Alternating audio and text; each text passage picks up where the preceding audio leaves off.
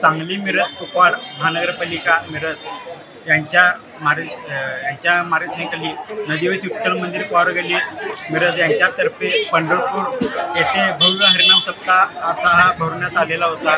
या कार्यक्रमाचे स्वरूप सकाळी ज्ञानेश्वरी पारायण, दुपारी गाथा, संध्याकाळी कीर्तन 7 ते 9 असा दिनक्रिया होती कार्यक्रमाची।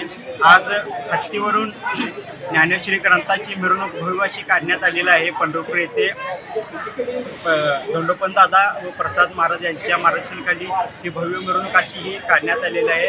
आज दुपारी 10 ते 12 हा कीर्तन सोहळा होणार आहे विठ्ठल मंदिर येथे पंढरपूर। तिथून मग महाप्रसाद, तिथून मग पारायणाची समाप्ती होणार आहे। असा कार्यक्रम 8 दिवस चालू होता।